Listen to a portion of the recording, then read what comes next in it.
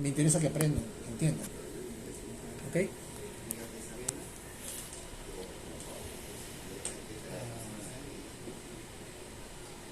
Listo. Entonces,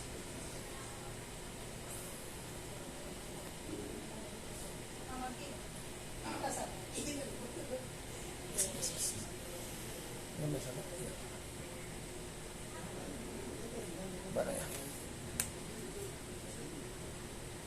Con la pandemia del COVID ustedes se dieron cuenta, ya cuando la cosa estaba cambiando, de que al final los signos y síntomas clínicos de una infección por SARS-CoV-2 se asemejaban mucho al de cualquier infección respiratoria común por un virus común. Bueno, eso es lo que finalmente ha ido pasando, ¿no? O sea, el virus ha ido mutando de manera que al principio era muy agresivo, y era muy agresivo porque no teníamos inmunidad, ¿no? Así ocurre con cualquier virus nuevo, ¿no? O sea, primero mata a mucha gente porque no hay inmunidad, y luego conforme va avanzando la inmunidad adquirida o la inmunidad natural, ya el virus va perdiendo poco a poco su potencial letal, ¿no? Y el virus además, de manera, no vamos a decir que piensa el virus, ¿no? Pero de manera evolutiva, lo que va haciendo es, va matando menos, se va volviendo menos agresivo para poder sobrevivir. Un virus que mata mucho se extingue porque no tiene reservorio. Es lo que ocurre, por ejemplo, con el ébola, ¿no? El ébola es un virus muy letal. Sí, por eso no puede salir de África. O sea, por eso mata rapidito y ahí se queda, ¿no? Los brotes son brotes aislados, ¿no? No hay mucha transmisibilidad porque el virus es muy letal, mata muy rápido. Entonces mata rápido a la gente que afectó y se acabó. Eso no ha ocurrido con el SARS-CoV-2. Bueno, en general, su historia evolutiva ha sido llegar en este momento a ser un virus que produce un cuadro clínico muy similar a cualquier infección respiratoria alta. Entonces, ¿cómo sabemos finalmente de qué se trata? ¿Es un resfriado común, una rinitis, un COVID-19? Si al final todos tienen los mismos signos y síntomas. Entonces, el objetivo del curso de Introducción a la Clínica es que ustedes aprendan a tomar información, porque de eso se trata, el encuentro con el paciente, es recoger información para que puedan llegar a un diagnóstico. El diagnóstico, en este momento para ustedes, es el objetivo máximo del curso, llegar al diagnóstico. Ahora, el diagnóstico es un proceso complicado. O sea, no se sientan frustrados si en la medida que vamos a ir evaluando pacientes, ustedes tienen una idea y después resulta que tenían otra cosa completamente distinta. En este momento el objetivo para nosotros como profesores es enseñarles a recoger toda la información e integrarla de manera más o menos lógica para que ustedes lleguen a una conclusión de un diagnóstico sindrómico y posibles diagnósticos diferenciales etiológicos. Sin embargo, esto es lo que hacemos nosotros los médicos todos los días, sin embargo hay casos que son complicados. Y por otro lado ustedes están en una curva de aprendizaje. Ustedes en este momento no saben nada de semiología y tienen que aprender todo en 17 semanas. Y lo van a seguir aprendiendo todo el tiempo. La ventaja de tener a un profesor que tiene algunos años es que ya he pasado por todo esto como alumno y además ya he pasado como médico con errores, con equivocaciones y he aprendido cosas nuevas que nunca me enseñaron cuando estaba con ustedes en pregrado. Hace un momento les dije algo que es bien cierto, o sea, el sílabus de ustedes es muy parecido al que yo hice cuando era estudiante, lo cual para mí es un crimen, ¿no? Yo les dije a ustedes que enseñaba como profesor de posgrado en otra universidad. Los sílabos los cambiamos prácticamente cada ciclo. Tenemos 3 ciclos al año de auditoría médica. Y hay algunos cambios menores de ciclo a ciclo. Los cambios mayores son de año a año. Lo que yo estudié cuando yo estudié en la misma universidad, en la UPC, estudié auditoría, cuando estudié en el año 2009 y lo que enseño ahora como profesor en el año 2023 es completamente distinto. Vamos evolucionando los sílabos porque el conocimiento es cambiante, ¿no? Por eso les digo que me parece un crimen que los alumnos del 2023 aprendan lo mismo que yo aprendí. No puede ser, ¿no? Y que sigan utilizando los mismos libros que utilicé yo, peor todavía. Bueno, algunos libros pueden ser, repito, yo no voy a descalificar por completo toda la bibliografía que tienen en los sílabos, pero yo sí les he puesto de los que están ahí, los que pienso que podrían serles más de utilidad. Para este seminario de este sábado, lo más útiles son los 3 que dije, ¿no? Bates, Mosby y el último que subí ayer, que es el de Schwartz. Este fin de semana vamos a discutir sobre la anamnesis en historia clínica. Ese es el seminario. Entonces, vamos a revisar las historias clínicas que ustedes van a hacer esta semana y vamos a vamos a disecar lo que tiene que ser una anamnesis, ¿no? Eso lo vamos a ir viendo estos días y ese día lo vamos a discutir a fondo. Entonces, como parte de esa recolección de información, el objetivo final es llegar al diagnóstico. ¿Qué cosa es el diagnóstico? Hay muchas formas de conceptuarlo. Se ha descrito como un proceso y como un esquema de clasificación, un conjunto preexistente de categorías acordado por la profesión médica para designar una condición específica, ¿no? Entonces, yo como médico, como investigador del año 1300, me doy cuenta que hay pacientes que a veces respiran muy rápido, tienen fiebre, les falta el aire y se mueren rápido. Algunos otros sobreviven y demoran como una semana. Yo a ese cuadro le digo neumonía, en el año 1400. Es eso, pues, ¿no?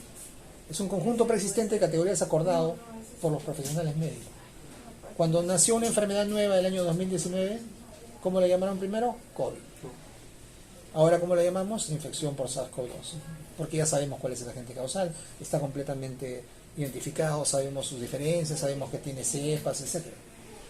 Entonces, un diagnóstico es eso solamente, un proceso mediante el cual le acordamos darle un nombre, una categoría específica a un conjunto o una condición específica. ¿Ok? Pero bueno, para llegar a ese diagnóstico debemos seguir un proceso, ¿no? Lo que les decía hace un momento, ¿no? Cuando un diagnóstico es preciso y se realiza de manera oportuna, entonces el paciente tiene la mejor oportunidad de obtener un resultado de salud positivo, porque la toma de decisiones clínicas se adoptará a una comprensión correcta del problema de salud del paciente. Miren, ¿qué pasa si, por ejemplo, llega un paciente, hoy día a la emergencia, un paciente de la edad de ustedes, más o menos adulto joven, 20 y tantos años, y se queja de que ayer ha empezado con un dolor abdominal difuso en epigástrico, que ahora parece estar localizado en fosa ilíaca derecha, y además está con un poco de malestar general y siente que ha tenido fiebre. Llega a la emergencia, lo evalúa el clínico, le pide evaluación al cirujano, y el cirujano en la evaluación pone en ese momento no es quirúrgico por el momento, le dan algo para la fiebre y lo mandan a su casa. Hoy, el día de hoy. El día de mañana, en la noche, llega con fiebre, volando, con dolor abdominal intenso, y cuando lo examinan tiene abdomen en tabla. Cuando han rotado por ahí en algunos hospitales han visto que ocurre así, ¿no? A veces viene el paciente con apendicitis aguda complicada, se rompió el apéndice, toda la pus se derramó al abdomen, y irrita el peritoneo y todo se queda el abdomen en tabla. Lo tocan y salta. ¿Qué pasó en ese caso? No hubo un diagnóstico oportuno. Probablemente el diagnóstico será correcto, síndrome de dolor abdominal, potencialmente quirúrgico, pero no se tomó oportunamente, no se tomaron las acciones necesarias oportunamente, y el paciente tuvo una consecuencia negativa para su salud. Porque una cosa es que yo como cirujano opere un abdomen o un apéndice no complicado, limpio. Cuando llegue en cirugía van a entrar a la sala de operaciones. Un abdomen limpio o no complicado es happy, todos felices. Es la operación del reciente primer año. Sale tranquilo, sin ningún problema. Y otra cosa es que entre y encuentre pus en la cavidad abdominal.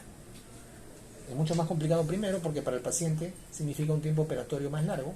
Segundo, significa un tiempo de recuperación también más largo.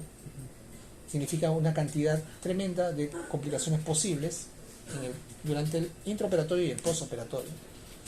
Eso significa también que mayormente la herida tiene que quedar abierta y tiene que cerrar por segunda intención, y eso alarga el tiempo de recuperación.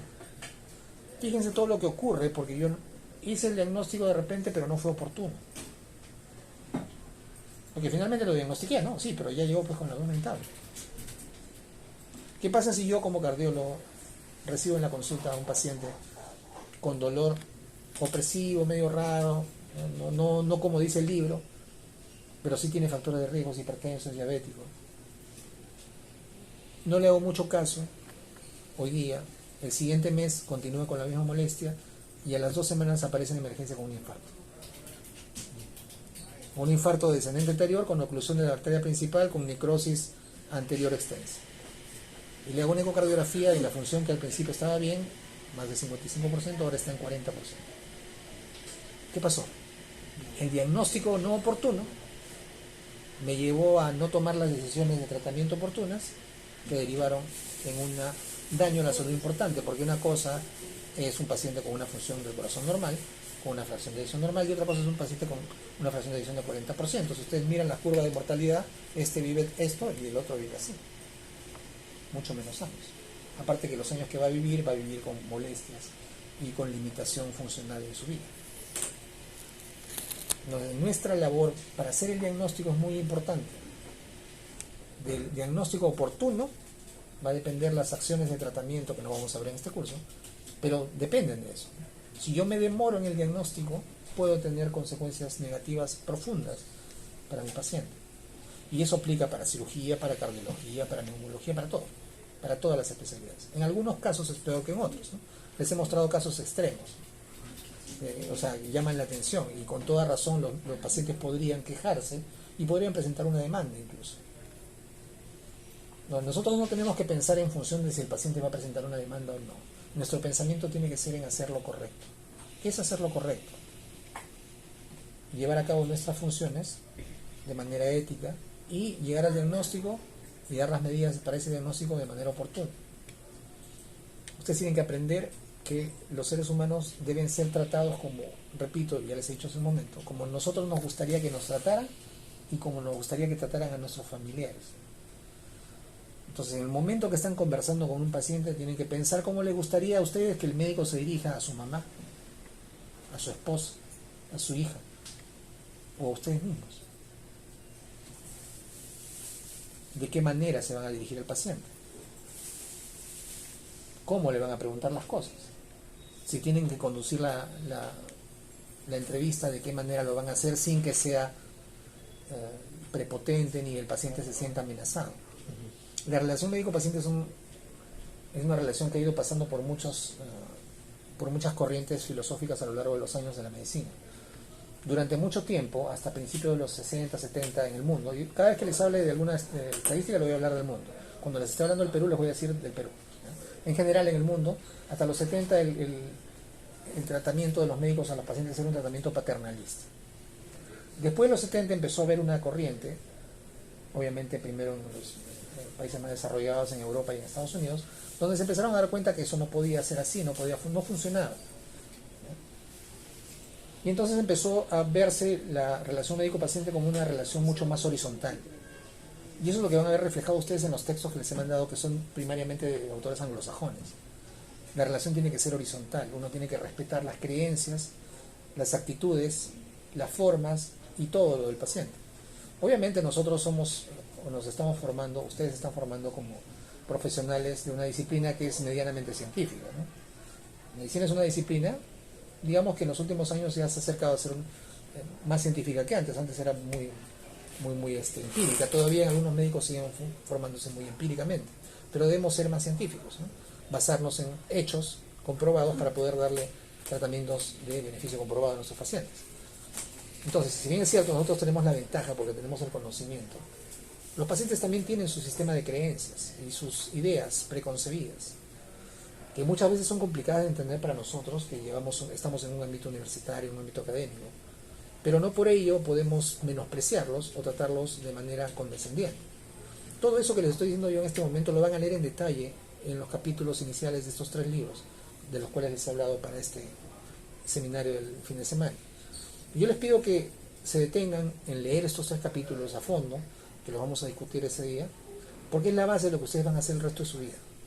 El resto de su vida ustedes van a hablar con pacientes, van a conversar con los pacientes, les van a pedir información, les van a pedir en algún momento que les den su consentimiento para algo que ellos ni siquiera entienden, para una cirugía, para un procedimiento invasivo que tiene alto riesgo, para colocarle un catéter. Van a tener que hacer el esfuerzo, y van a tener que hacerlo, por hacerle entender la importancia de lo que les están pidiendo que les autoricen. Y hay gente que ni aún así les va a autorizar. Y tendrán también que explicarle las consecuencias de esa negativa. Entonces, a partir de ahora en adelante, ustedes van a entrar en contacto con la gente. Y tienen que aprender a tratar con otras personas que piensan distinto que ustedes, que han estudiado cosas distintas que ustedes, que en su mayoría saben menos que ustedes, pero no por eso somos superiores al resto, sino que debemos llegar a un punto de tener una relación horizontal, poder explicarles las cosas y hacerles entender bajo la lógica por qué tiene que tomar este medicamento, por qué llegó a tener esta enfermedad, qué debe hacer para evitar que se complique en el futuro, cuáles son las consecuencias de no seguir el tratamiento, y pueda tomar una decisión informada el paciente en su vida, ¿no? No quiero porque no quiero, pues no quiero. Pero ¿sabe usted que va a pasar esto? No quiero. Ok, perfecto, no quiero. Y respetar esas decisiones. En nuestro país todavía estamos atrasados en la legislación de lo que se conoce en Estados Unidos como DNR, no resucitar. O sea, si en Estados Unidos usted firma una orden de no resucitación, si un médico lo resucita, es demandado. Porque usted como paciente, como persona consciente, ha decidido que no quiere que lo resuciten cuando tenga una parada cardiorrespiratoria, independientemente de la causa que sea. Y eso lo deben haber visto ustedes en un montón de series de medicina, ¿no? Entonces es importante, yo se les digo a los estudiantes de medicina, vean series de medicina, porque les muestra cómo se practica la medicina en otro país, que es muy distinta a lo que hacemos nosotros. Algunas cosas, los conocimientos son los mismos, pero la manera como se enseña es completamente distinta. Ha evolucionado en algunos casos, en algunas universidades, en otras no tanto. Y entonces, el objetivo sería que lleguemos a un punto en el cual sea lo mismo estudiar en Estados Unidos e Inglaterra que estudiar en el Perú. Yo no sé cuándo va a llegar eso. Si yo les estoy hablando de la corriente de los 70, en la cual se consideraba a los pacientes todavía como personas inferiores a las cuales uno tenía que ser paternalista, y ustedes van a mirar cómo tratan algunos médicos a sus pacientes, ahora se van a dar cuenta que siguen los 70. Ya han entrado a hospitales, han visto cómo algunos tratan a sus pacientes. Se dan cuenta que todavía es muy frecuente que aquí en nuestro país los médicos sean paternalistas con los pacientes. Y no han pensado en lo otro, que con el paciente se debe tener una relación horizontal, que con el paciente se debe hablar de cosas tratando de hacerle entender por la fuerza de la razón, no por imposición. El otro día me acuerdo, estaba con una paciente y el hijo me insistía, ¿no? que ella había estado durante la semana con la presión normal y llegó al consultorio y le encontré la presión bastante elevada, pero yo ya le había encontrado la presión elevada en la anterior cita, o sea, hace un mes. Para mí era más o menos claro que la paciente hacía picos cuando venía a la consulta, lo cual tiene un diagnóstico que se llama hipertensión de bata blanca, pero los picos eran demasiado elevados. Entonces, si hubiera sido un pico de 150 de presión, ok, yo lo pasaba y no había problema, pero se iba a 170, 180. Entonces eso significa que a pesar de que aparentemente está medianamente controlada, cuando hace un estrés mediano, hace picos, y esos picos son los que producen infarto cerebral. Entonces el paciente se negaba a que yo le aumentara la medicación. Se negaba así rotundamente, el hijo, ¿no? La paciente no tanto, ¿no? Entonces al final yo me demoré como 40 minutos para hacerle entender y finalmente él agarró, sacó su tensiómetro y le midió a su mamá. ¿Y cuánto creen que tenía? Lo mismo que le había medido yo, o un poco más incluso, porque después de eso había gritado un poco más el paciente. ¿Qué tuvo que hacer al final? Aceptar lo que yo le había dicho, pero no por imposición, sino porque las circunstancias hicieron de que él, con sus propios medios, evidenciara lo mismo que yo le había mostrado hace un momento, ¿no? Ahora, yo no sé si finalmente eso le convenció o no, pero ni yo tuve que pelearme con la paciente ni con su hijo, sino simplemente hacerle entender las cosas. Es difícil, eso es bien complicado algunas veces. Hay gente que es muy demandante, hay gente que los va a presionar, los va a querer sacar de su casilla. Lo que menos deben hacer es eso. El médico lo que menos debe hacer es pelearse con los pacientes. En el momento que ya están saliéndose de sus casillas, que se ponen un poco insolentes los pacientes o ustedes ya se están dando cuenta que están calentándose y pueden discutir con los pacientes, salgan de ahí.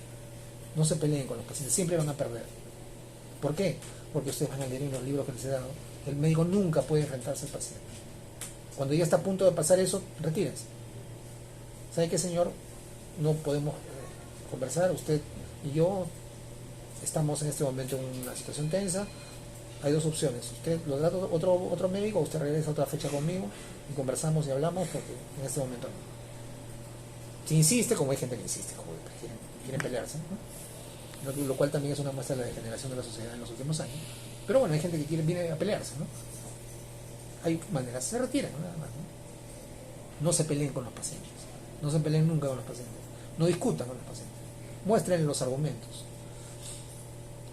no para que ustedes le demuestren cuánto saben, sino para que pueda existir una empatía en la relación médico-paciente. Demostrar cuánto uno sabe es sencillo, digamos, ¿no? Frente a una persona que no tiene los mismos estudios que nosotros. Ese no es el objetivo. El objetivo es convencer a una persona para llegar a la meta que ustedes mismos han dicho: cambiar la vida, cambiar la salud, mejorar su vida. Si está con una enfermedad crónica, para que la controle y para que no disminuya el riesgo de tener complicaciones. Si está con una enfermedad aguda, para sanarla. Entonces, si lo primero que van a hacer cuando están frente a pelearse, no van a llegar ni a la mitad, ni a la cuarta parte de eso. Entonces, a partir de este momento, como tienen que hablar con los pacientes, tienen que escucharlos en todo. Ustedes tienen tiempo. Después, conforme avancen en la carrera, se van a dar cuenta que van a tener que dirigir la conversación, eso también dice en el texto, van a tener que dirigir la conversación, van a tener que cortar la conversación en los momentos donde no es productiva, pero también eso lo tienen que ir aprendiendo, ¿no? Solo con haber visto todo primero van a saber qué es lo que sirve y qué es lo que no sirve. A mí, por ejemplo, como cardiólogo me interesan 4 o 5 cosas de un paciente como antecedentes. El resto no me interesa, pero sí sé, si tengo que preguntarle, sé qué cosa le voy a preguntar. Por ejemplo, llega un paciente de 60 años, ¿ok? Que ya es hipertenso y ya es diabético.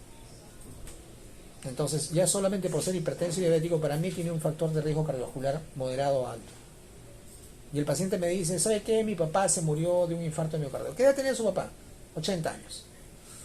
El riesgo de ese papá que murió a los 80 años le afecta mucho como antecedente familiar a este paciente de más de 60 años que ya tiene hipertensión y diabetes.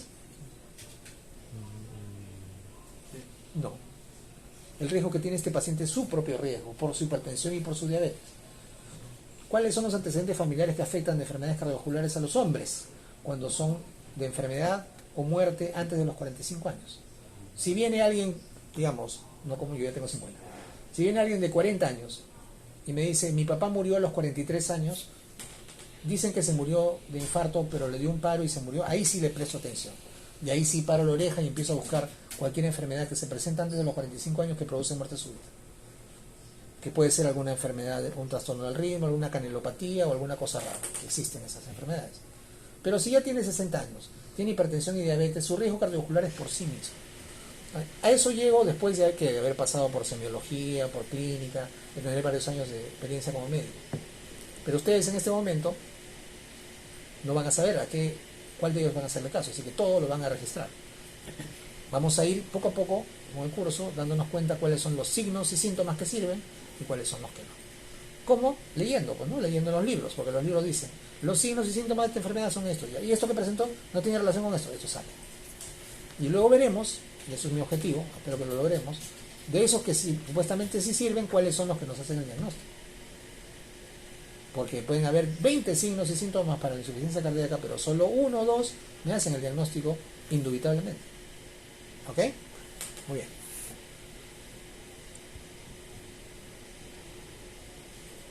Este es un esquema mental o conceptual de cómo interviene el proceso de diagnóstico en el manejo de la salud de un paciente.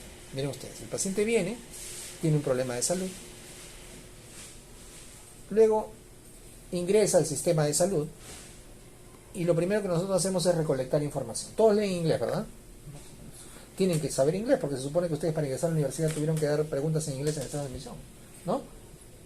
Sí.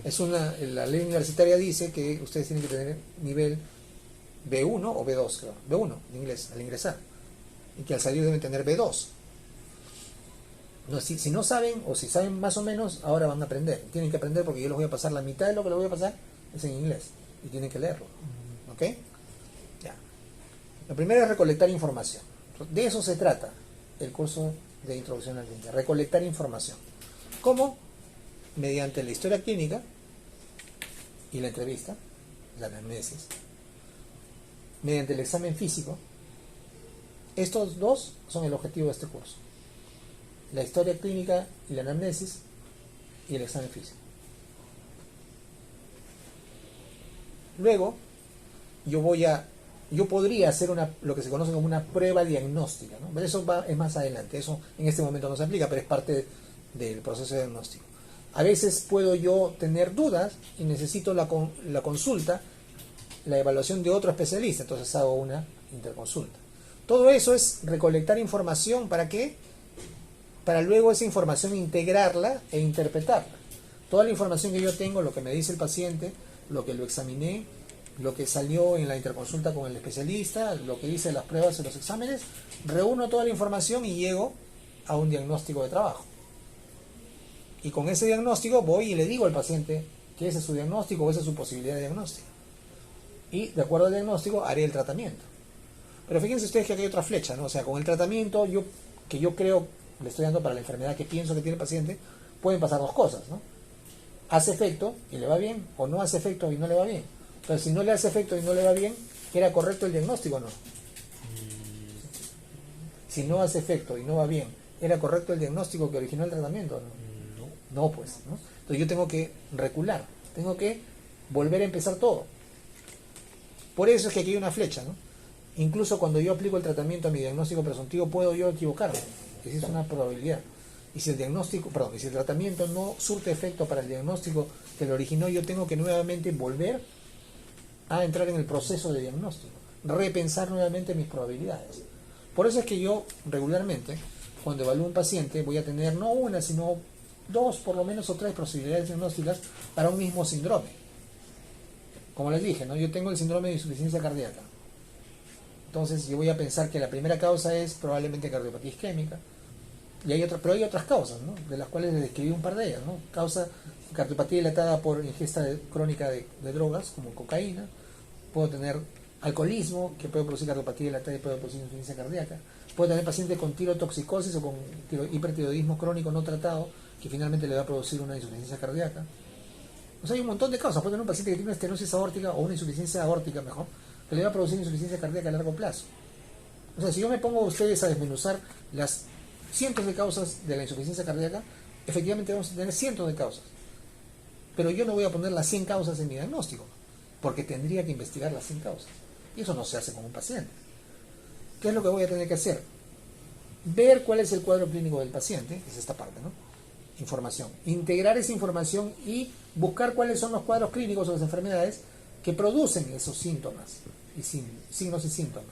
¿Cuáles son los más probables diagnósticos para ese problema? Y ahí es donde voy a aplicar, si es necesario, las pruebas. A veces, como vamos a ver más adelante, algunas enfermedades puedo diagnosticarlas solamente con el interrogatorio y con el examen.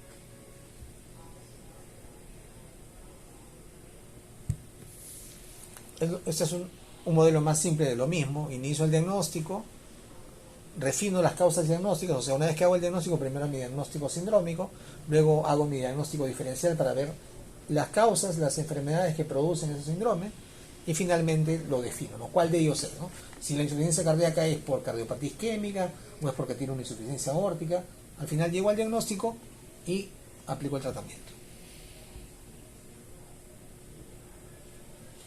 Hace un siglo, eso lo dice el libro de Maggi, no lo digo yo. Todos ustedes se están dando cuenta que yo en las diapositivas tengo una referencia. Está todo, así es como debe presentarse, así como ustedes cuando presenten van a presentar sus exposiciones. Así es como se hace una presentación académica, con referencias. Yo no hablo por lo que yo sé, sino hablo por la información que está respaldada en una fuente bibliográfica. Ustedes a mí no me creen, sino a mí me escuchan y comprueban lo que yo digo con la fuente bibliográfica. La medicina no es una cuestión de creencia, es una cuestión de evidencia, de hechos. No porque lo dice el doctor Chipana, ustedes me creen, no. Se acabó la historia de que le creo a mi maestro. No, a mí no tienen que creerme. A mí tienen que escucharme, entenderme y comparar lo que yo digo con lo que está en la fuente de evidencia científica, en la fuente bibliográfica. Si yo me equivoco, ustedes me corrigen. Yo no me voy a molestar, puedo equivocarme. Mi memoria puede fallar. De hecho, ando con dispositivos que siempre me están ayudando a recordar. Entonces, y eso no está mal. Esa es otra idea que se tiene que desterrar el médico, que tiene que ser un sabelotodo, que simplemente mira al cielo y me acuerdo de las miles de diagnósticos que tengo. No, así no es, así no funciona la medicina. La medicina no es arte, la medicina debe ser ciencia. Debe dirigirse a ser más ciencia de lo que es ahora. O sea, yo no me voy a confiar en porque vi un paciente, esto va a ser así. No, los pacientes son distintos. Mi experiencia como médico, incluso teniendo muchos años, es limitada contra la cantidad de pacientes que se recolectan, por ejemplo, en un ensayo clínico. Hay ensayos clínicos que recolectan 30.000 pacientes, 40.000 pacientes. Tenemos revisiones sistemáticas que juntan varios ensayos clínicos y tienen 180.000 pacientes. ¿Ustedes creen que yo, habiendo visto en mis 15 años 5.000 pacientes, tengo más autoridad o los datos que yo tengo son más contundentes que una revisión sistemática de 80.000 pacientes? Definitivamente no. Pues. Yo siempre me voy a guiar por lo que dice la evidencia científica. Y si no existe evidencia científica, tendré que construirla. Pero, seamos sinceros, en la mayoría de especialidades, para la mayoría de enfermedades existe evidencia. ¿Ok? Existe. Entonces, no vamos a inventar la pólvora. ¿Ok? Vamos a guiarnos por lo que ya encontramos y la mayoría ya investigó. Hace un siglo, como dice aquí, hace un siglo la mayoría de diagnósticos se hacían con la observación, como dice bedside, ¿no? O sea, al lado de la cama, con diagnóstico clínico, mirando al paciente, inspeccionándolo, auscultándolo, palpándolo, percutiéndolo, que son los cuatro modos de exploración, ¿no?, clínica: la inspección, la auscultación, la palpación y la percusión. Eso está en los libros también, ¿no? Y eso es algo que siempre se les pregunta. Los 4 modos de exploración clínica son esos: inspección, auscultación, palpación y percusión. Primero yo miro, después, si puedo, escucho. No voy a escuchar el hígado, ¿no? Escucho lo que tengo que escuchar. Después, si puedo, palpo. Bueno, el corazón en teoría se puede palpar el impulso apical, pero la mayor parte del corazón no se puede palpar, salvo que el impulso y a veces cuando hay un soplo con frémito, ¿no? Pero más que eso, o cuando hay cámaras crecidas sí se puede palpar el ventrículo derecho, etc. Pero los que por excelencia son órganos palpatorios son los órganos del abdomen, ¿no? Yo puedo palpar hígado, puedo palpar estómago. Si hay un paciente delgado como tú, haciéndole varias maniobras, le podría palpar páncreas y la aorta descendente. Y finalmente la percusión, que también dependiendo de los órganos, ¿no? La percusión básicamente es para abdomen y para tórax. Esos son los 4 modos de exploración. Entonces, con esos 4 modos de exploración, hace un siglo, o hace 2 diría yo, la mayoría, como ven ustedes aquí, un 90% de los diagnósticos se hacían. Y por pruebas tecnológicas solamente un 5 o 10%. Pero eso es hace un siglo, pues. Ya no estamos en el siglo pasado. Estamos en el 2023 y nosotros tenemos que hacer diagnósticos como tiene que ser. En el momento actual, los diagnósticos bedside existen, sí, lo van a poder hacer. Muchos diagnósticos, algunos aquí ejemplos, ¿no? Celulitis, psoriasis, zóster, son diagnósticos clínicos, ¿no? Por ejemplo, para un zóster, un paciente que tiene un zóster le va a decir: ¿sabe qué, doctor? Me duele, por ejemplo, ¿no? Me duele aquí todo este lado, ¿no? Empezando por aquí adelante y se va hacia atrás. Y usted le levanta el polo al paciente y ve una serie de vesículas en todo el dermatoma. Y el diagnóstico está cantado: eso es un zóster. Porque es la distribución dermatómica de las lesiones del virus de varicela zoster. No es herpes, no es varicela zoster. Yo no tengo que hacer más nada, no le voy a reventar la vesícula y pasarla y hacerle ADN para ver si es el virus, ¿no? Sabemos que es el zoster, que no hay otra lesión de otro virus ni otro agente infeccioso que sea de esa manera y que provoque esos síntomas. Y encima tendremos que advertirle al paciente que después de que se vayan las vesículas es altamente probable, dependiendo de la edad, que siga el dolor. Eso se llama neuralgia posherpética. Y eso dura, repito, dependiendo de la edad, un poco de tiempo, dura mucho tiempo, lo cual deberemos advertirle al paciente. Entonces, ¿hay diagnósticos que se hacen en la cama, o sea, al borde de la cama, solamente con clínica? Sí, todavía hay. Son casi la mitad.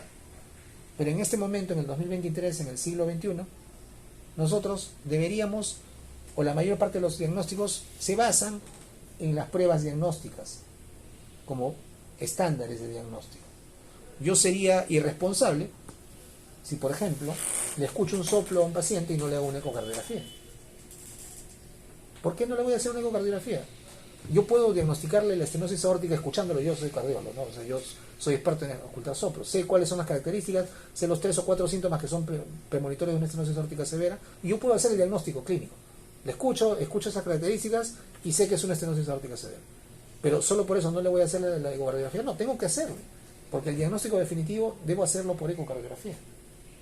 Yo sé que es una estenosis aórtica y sé que es severa, pero tengo que hacerle el método diagnóstico tecnológico porque ese es el estándar.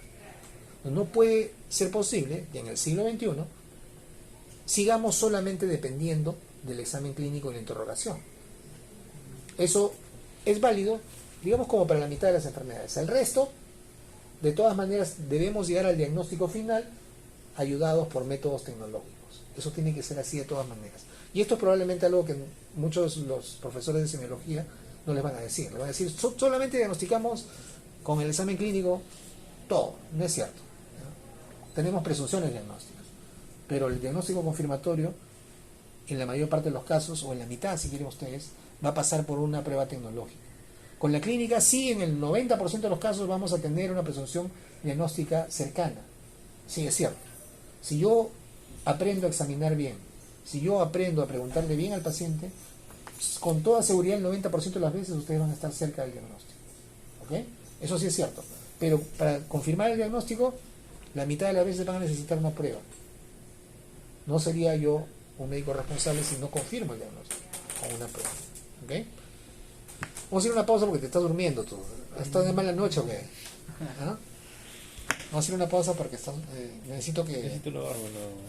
¿Cómo? Necesito No, vamos, lavármelo. yo también necesito tomar algo porque me he pasado hablando y ustedes han preguntado pero muy poco.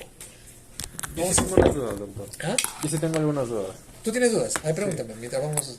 Por ejemplo, nos había mencionado en un ejemplo anterior que un médico clínico podía, bueno, podía dudar de si una persona tenía apendicitis o no. O sea, podría decir, este paciente quizá tenga apendicitis. Uno lo puede poner como tal en la historia clínica si tiene apendicitis, o tiene que llegar el cirujano y el cirujano tiene que ser el que da el veredicto final si tiene apendicitis y se tiene que operar. A ver, la decisión quirúrgica es del cirujano. Eso es de todas maneras, ¿no? O sea, él es el que... Yo no le puedo obligar a un cirujano a operar, la decisión es del cirujano. El clínico es quien tiene que evaluar primero y definir si el cuadro que se está presentando en emergencia es un cuadro clínico o quirúrgico. Y entonces, por ejemplo, en el caso de la apendicitis tenemos una situación particular, ¿no? O sea, Mencionó algo de síndrome, creo. Un nombre particular. síndrome de dolor abdominal, no. Ah, sí. Así se El paciente viene con un dolor abdominal y ahí tú tienes miles de causas, ¿no? Entonces, nosotros vamos a aprender, por ejemplo, para este caso específico, en el curso, que cuando venga un paciente con síndrome doloroso abdominal, mi primera opción, para mí como médico clínico, es saber si ese cuadro clínico es quirúrgico o no. ¿Por qué? Por el tiempo. Por el tiempo, por la vida, por las complicaciones. Porque una cosa es que me duele a mí un cólico de gases y otra cosa es que me duele un apéndice que se va a reventar. Esa es la primera disquisición para un clínico, saber si lo que está mirando es médico o es quirúrgico. Esa es la prioridad en emergencia, definir si la orientación del diagnóstico es médica o quirúrgica. Y entonces yo para eso voy a examinar, voy a preguntar al paciente las características del dolor. Hay un capítulo tremendo ahí de dolor en el Suror, ¿no? Son 20 páginas de dolor. Todas las características, la forma del dolor, etcétera, etcétera. Y yo llegaré con esa información de la anamnesis y luego con el examen a una presunción diagnóstica. Mi presunción será, este cuadro es seguramente médico o es probablemente quirúrgico. Y es ahí donde recién voy a pedir yo la intervención. Luego viene el diagnóstico definitivo, ¿no? O sea, todos en este momento sabemos que el diagnóstico definitivo para una apendicitis en un adulto, no en un niño cambia la cosa, es con tomografía. Pero no todos le hacemos tomografía al paciente que viene con un cuadro sospechoso de apendicitis. Es más, se le hace a un pequeño número de pacientes. ¿Por qué? Porque algunos pacientes vienen con el cuadro ya cantado, como el que vino después de 2 días y ya está con peritonitis, claro. Ya no hay nada que hacer. ¿Para qué lo va a hacer? Es evidente que se ha roto, ¿no? Hay otros que vienen más bien en el punto muy inicial y a veces uno está en la duda realmente, y ahí es donde uno lo que tiene que hacer es lo más juicioso, que es observar. Lo meto 6 horas y observo cómo evoluciona. Sí. Eso dicen los libros, hay que observar. Y lo otro, lo más arriesgado es mandarlo a su casa y ahí es cuando se complica, ¿no? Claro. Y entonces ustedes van a ver en un momento, les voy a hablar de lo que significa el proceso de diagnóstico. Desde el momento que el paciente tiene un síntoma y yo sospecho de una enfermedad hasta que yo llego al diagnóstico. Y ahí hay puntos intermedios en los cuales yo debo tomar decisiones. Es lo que se llama umbral de diagnóstico y umbral de tratamiento. Yo tengo todo un abanico para ver eso y eso lo vamos a ver. Justo tengo la presentación sobre eso. Para saber en qué momento yo pido una prueba diagnóstica o yo empiezo a buscar un signo específico. Cuando ustedes preguntan al paciente o le hacen la anamnesis, ustedes ya deben tener una idea de lo que tiene el paciente.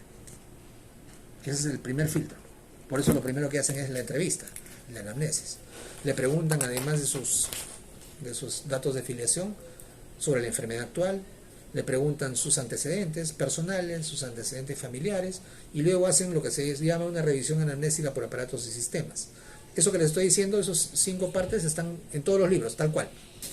Es así tiene que ser la historia, ¿no? La enfermedad, primero filiación, enfermedad actual, yo desmenuzo la enfermedad actual, cuándo empezó la enfermedad, cuáles fueron los primeros síntomas, cómo fue el relato de la enfermedad.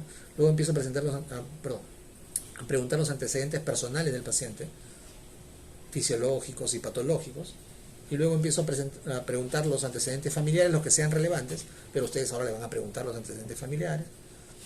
Y luego, al final, con esa información yo ya debo tener una aproximación al diagnóstico. Si viene un paciente, del cual hablamos hace un momento, ¿no? Hipertenso y diabético, 65 años, ya hemos hablado de ese paciente en un momento. Ese paciente hipertenso y diabético, que yo sé que es hipertenso y diabético, llega a la emergencia refiriendo que hace media hora ha empezado, luego de caminar como 10 cuadras, ha empezado con un dolor opresivo en el centro del pecho, que no calma. Se sentó a descansar y no calma hasta hace media hora con el dolor. Ese dolor se irradia hacia la mandíbula y está sudando frío. ¿Cuál es su sospecha diagnóstica en ese paciente hipertenso, diabético de 65 años que viene con ese cuadro de dolor? Infarto. Síndrome coronario agudo. Ese es el síndrome coronario agudo. Ok, un cuadro coronario agudo. ¿Necesitaron examinarlo? No. ¿Necesitaron hacer algún examen? No. Está el diagnóstico, ¿se dan cuenta? Es cierto, en un 85-90% de las veces, solamente con la evaluación clínica significa anamnesis más examen físico, solamente con la evaluación clínica van a tener una aproximación clara al diagnóstico.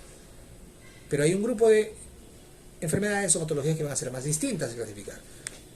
Hay un grupo de enfermedades, sobre todo cuando se presentan en estadios tempranos, como el paciente que vino con el dolor así indefinido, sí, y que después se desarrolló en apendicitis, donde va a ser complicado diagnosticar, donde yo voy a tener que hacer el diagnóstico probablemente en varios pasos.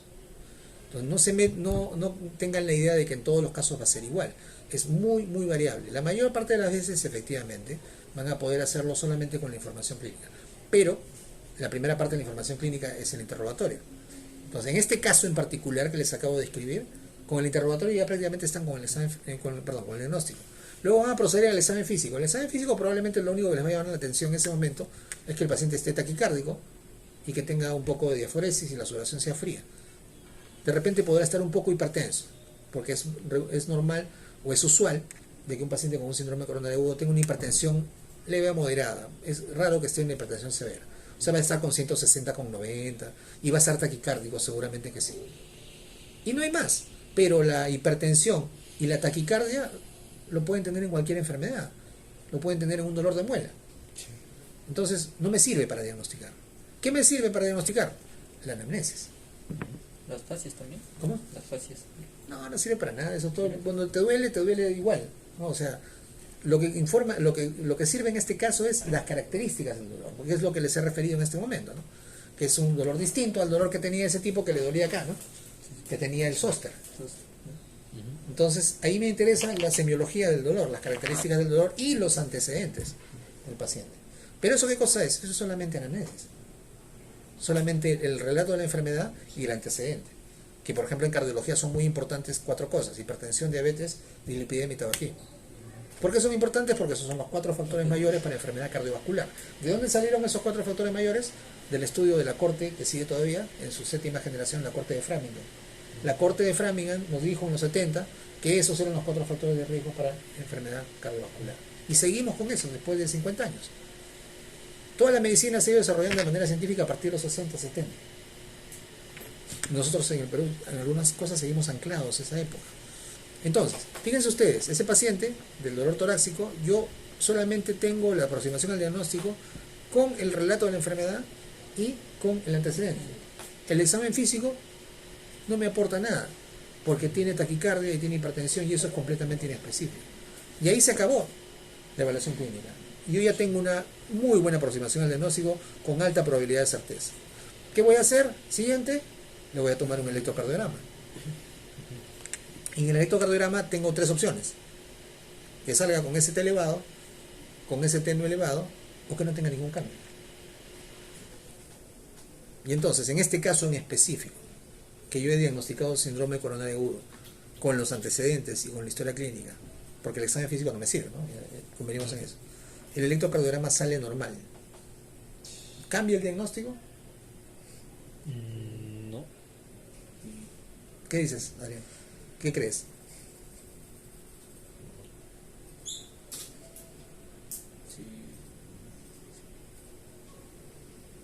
No cambia el diagnóstico. No debe cambiar, porque el diagnóstico de síndrome coronario agudo es un diagnóstico clínico. Hay un 20% de pacientes, y eso ya lo sé porque yo conozco la nosología, 20% de pacientes que no tienen ningún cambio en el electrocardiograma, pero vienen con el cuadro clínico, es síndrome coronario agudo. Yo ahí tendré que hacer todo, ya, eso no es este curso, tendré que hacer todo el trabajo para hacer los exámenes, las enzimas cardíacas, la ecocardiografía, lo que corresponda, la hospitalización en cuidados intensivos, etcétera, todo lo que corresponde para un paciente con síndrome coronario agudo. Pero si el electro sale normal, no me descarta el diagnóstico, porque el diagnóstico lo hemos hecho solamente de manera clínica. Sí. ¿Ok? Fíjense ustedes, este es un caso para darse cuenta que en un gran número de enfermedades el diagnóstico es solamente clínico y solamente con la anamnesis, porque el examen físico no me ayuda, no me aporta ni me quita nada. O sea, con pura conversación lo sacó. No, bueno, y viéndolo, ¿no? Claro. Entra la emergencia con dolor de pecho Sí, sudando. y sudando, le pregunto rápidamente, ¿no? Porque ya les dije, o sea, en emergencia la cosa tiene que ser sencilla, en 10 minutos tengo que tener una historia. ¿Por qué? Porque la guía de práctica clínica dice que si un paciente viene con dolor torácico en emergencia, en 10 minutos debe tener un electrocardiograma. Mientras está yendo en la camilla el electrocardiograma, yo lo voy preguntando. ¿Cuándo empezó el dolor? ¿Cómo es el dolor? ¿Usted tiene alguna enfermedad? Ya está, Claro. se acabó. Procedió mejor. Pero eso no es la historia que van a hacer en piso. En piso le van a preguntar más cosas. Ya, vamos a tener un pequeño break. Doctor, los exámenes médicos son siempre para cerciorarse de que el paciente tiene el diagnóstico que estamos... Depende. Si tú guías con el diagnóstico clínico muy cerca de lo que se conoce como umbral de tratamiento, administras tratamiento y en ese caso puedes pedir, si es necesario, alguna prueba para confirmar tu diagnóstico. Pero si tú estás todavía en un punto que se llama el umbral de incertidumbre, o sea, no sabes si realmente tiene la enfermedad, pones descartar, ¿no? Tienes que pedir el examen o la prueba diagnóstica para confirmar o para descartar el diagnóstico. O sea, eso quién lo sabe, lo sabes tú, ¿no? Claro. Tú estás pidiendo el examen para qué, para confirmar tu diagnóstico o para saber si tiene esa enfermedad o no. En este caso, este paciente no le vamos a pedir no le estamos pidiendo el electrocardiograma para confirmar. Yo le estoy pidiendo el electrocardiograma para saber si tiene ST elevado o ST no elevado. ¿Por qué? Porque se maneja de manera distinta. Y si no tiene ningún cambio, será ST no elevado y lo manejo como ST no elevado. Básicamente para eso le pido el electro. Yo ya sé que el paciente tiene síndrome coronario agudo. Yo no necesito el electro para diagnosticarlo, sino para mi trabajo posterior del manejo. Ya, miren, son las 10:25.